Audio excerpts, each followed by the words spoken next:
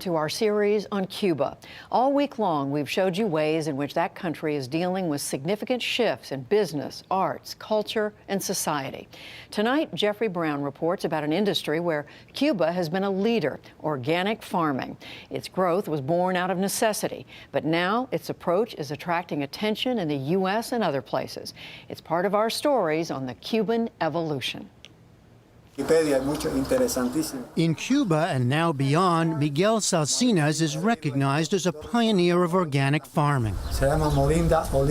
He's a founder of Vivero Alamar Farm, 27 acres on Havana's outskirts, a small parcel of land, but one that produces food for 80,000 residents in the surrounding community. When Salcinas talks of a revolution, it's not the one Fidel Castro led in the 1950s. The country has had a green revolution in farming since the use of chemical fertilizers and chemical pesticides. At Alamar, our food production is without chemicals entirely.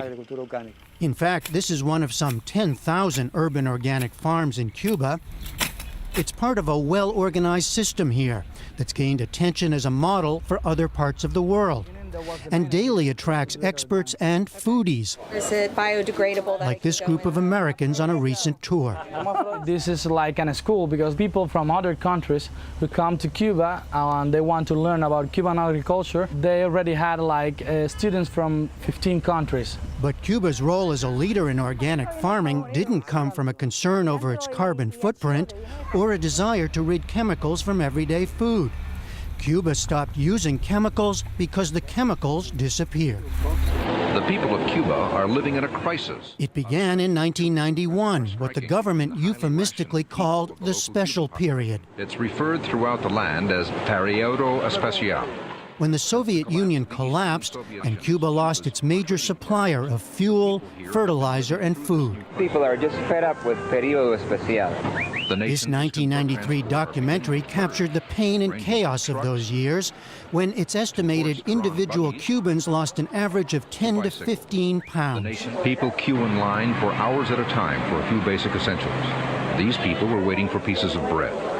Others would stand in long lines for 2 heads of cabbage. It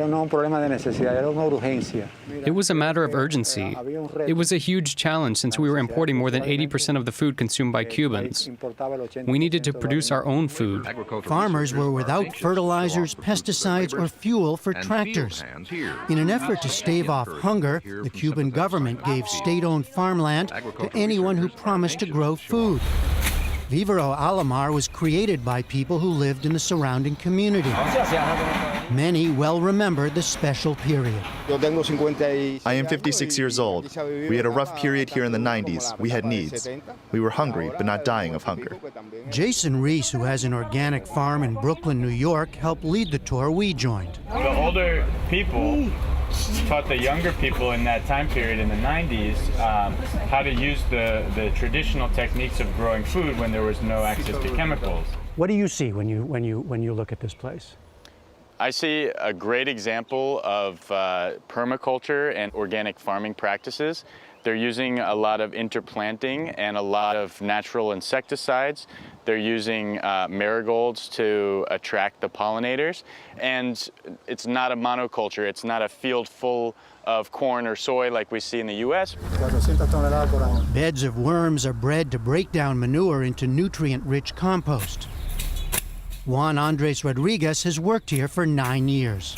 It's very hard work. It takes a lot of love. The vegetables and fruits are sold on the premises to people in the neighborhood. Is it possible to feed the whole city, to feed Havana? It would be a dream to say you can do that, because it requires a lot of resources that are not available right now. But what we can say is that we have improved the diet of Cubans, and the healthy diet of Cubans. There's a lot of fiber and a lot of good nutrients that we didn't have before.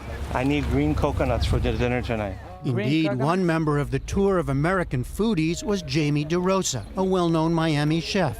We took the lobster, we cleaned it, we poached it slowly just for a few minutes with rum and fresh coconut and lime. And he told me later he was impressed by what he'd seen. It's interesting to see a country with less resources than we have doing the very same farming we were just now becoming great at. The lettuces were great, the herbs were great. To see a greenhouse growing heirloom tomatoes, it's fantastic. I mean, it really was. But questions loom as diplomatic relations between the U.S. and Cuba improve, and American agriculture and food companies look for commercial opportunities on the island. I was just talking to our guide at the farm here, and she says that genetically modified organisms are outlawed in Cuba. They're not allowed. However, chemicals may be allowed. And I don't know what will happen if the American agriculture companies get in here and are able to sell their products, if it's going to continue like this organic model, or if it's going to look a lot more like what we see in the U.S. I really don't know what's going to happen. Miguel Salcina says farming here will change, but he hopes the focus on organic methods continues. The use of chemicals is inevitable. The chemists are going to return.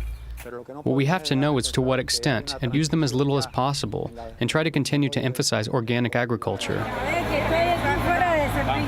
From Alamar, Cuba, I'm Jeffrey Brown for the PBS NewsHour.